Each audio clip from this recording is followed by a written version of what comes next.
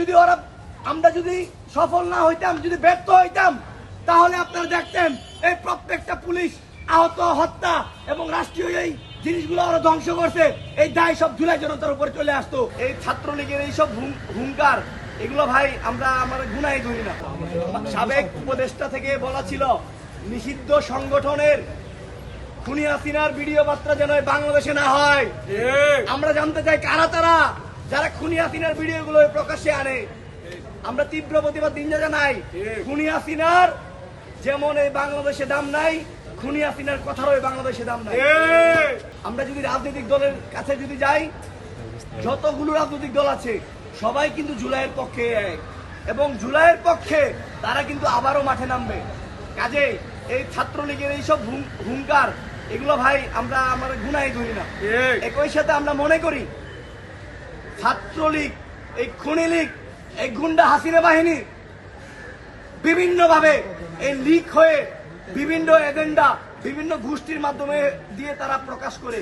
আমরা খেয়াল করেছি চৈতি চক্রবর্তী সে কে ছিল?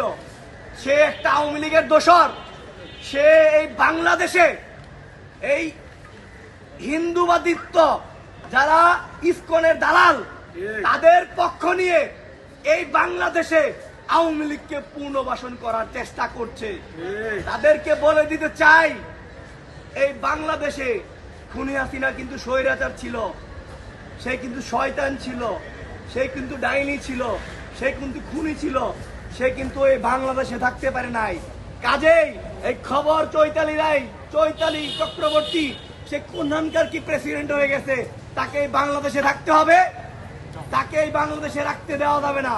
সে যদি বাংলাদেশের নিয়ে চক্রান্ত করে, বাংলাদেশকে নিয়ে যদি চক্রান্ত করে, বাংলাদেশের যদি ভাবমূর্তি নষ্ট করে। প্রিয় ভাইয়ের আমার, আপনাদের মাধ্যমে আমরা দুইটা মেসেজ দিতে চাই। প্রথম মেসেজ হচ্ছে, অসংখ্য হিন্দুবাদী আছে, ইসকনের দালাল আছে, যাদের দুই জায়গায় নাগরিকত্ব, একটা হলো বাংলাদেশে আর একটা হলো ভারতে। যাদের মেইন নাগরিকত্ব হলো ভারতে, কিন্তু বাংলাদেশে সেই হিন্দুবাদীদেরকে উস্কানিমূলক কথাবার্তা ফেলে তাদেরকে দিয়ে বিভিন্ন রকম পায়তারা চালায়।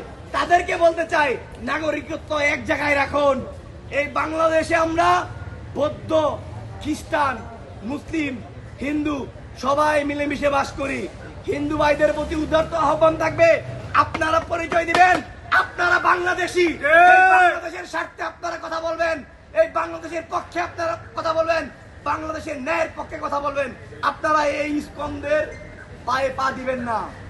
23 জুন আপনারা এই বাংলাদেশের মানুষদের প্রতি আমার আহ্বান থাকবে, আপনারা প্রত্যেকটা মিছিলকে এই বাংলাদেশের ন্যায়ের পক্ষে থেকে, ইনসাফের পক্ষ থেকে প্রতিহিত করুন, এবং মিছিলে কারা কারা ছিল তাদেরকে শনাক্ত করুন। যদি আগামীকালকে ওরা যদি এই খুনি হাসিনার লীগ, কুত্তার লীগ, জাউরা লীগ, এরা যেরকম বিভিন্নভাবে বিভিন্ন সংগঠনের হয়ে চলে আসে ফায়দা নেওয়ার জন্য, দখল করার জন্য, সেইটার বাংলাদেশের মাটিতে হইতে দেওয়া। প্রিয় ভাইয়ের আমার, এই চৈতালি রায়কে দেখেছি কখনো অ্যাডভোকেট, সেই সমিতিতে তিনি বড় বড় স্লোগান দিয়েছেন, মিছিল দিয়েছেন, ইসকনের সদস্য হয়ে তিনি কথা বলেছেন। এই বাংলাদেশে এরকম আরো অসংখ্য চৈতালি চক্রবর্তী আছে, তাদেরকে আমাদেরকে খুঁজে বাই করতে হবে, যারা কিনা সচিবালয়ে আছে, যারা কিনা নির্বাচন কমিশনে আছে, যারা কিনা পুলিশ বাহিনীতে আছে, যারা কিনা বাংলাদেশের বিভিন্ন বাহিনীতে আছে।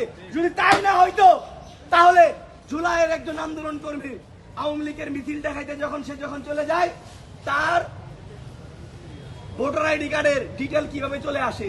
নির্বাচন কমিশনে যদি সেই আওয়ামী লীগের দোসররা যদি না থাকে, কিভাবে একটা রাষ্ট্রের গুরুত্বপূর্ণ জায়গা থেকে তার তথ্য বেরিয়ে চলে আসে, সেটা আমরা তীব্র প্রতিবাদ জানাই।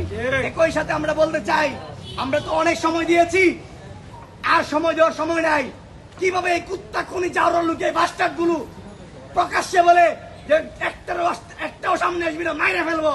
আমরা মনে করি জুলাই গণ অভ্যুত্থানে এই পুলিশ ওরা মেরেছে, দায় চাপিয়ে দিতে চেয়েছে জুলাই জনতার উপর, দায় চাপিয়ে দিতে চেয়েছে বিএনপিদের উপর, দায় চাপিয়ে দিতে চাইছে জামাতের উপর, আন্দোলন কর্মীদের উপর। যদি এই অভ্যুত্থান আমরা যদি সফল না হইতাম, যদি ব্যর্থ হইতাম, তাহলে আপনারা দেখতেন এই প্রত্যেকটা পুলিশ আহত, হত্যা এবং রাষ্ট্রীয় এই জিনিসগুলো আরো ধ্বংস করছে, এই দায় সব জুলাই জনতার উপরে চলে আসতো। আজকে আপনাদের সামনে দাঁড়িয়ে আমার কথা বলতে পারতাম না। আজকে যারা সংসদে বলেন যে এটা হচ্ছে শাহবাগ নয়, এটা সংসদ, আজকে তারাও সেই সংসদে যাইয়া এই বড় বড় হুঙ্কার দিয়ে কথা বলতে পারতেন না, বডিগার্ড নিয়ে চলতে পারতেন না। কাজে আপনাদেরকে বলবো, সকল ধর্মের প্রতি আহ্বান থাকবে, সকল ধর্মের মানুষের প্রতি আহ্বান থাকবে, এই বাংলাদেশে আমরা সকলেই মিলেমিশে বসবাস করি। ধর্মের দোহাই দিয়ে এই বাংলাদেশে লীগ প্রতিষ্ঠা করা যাইবে না।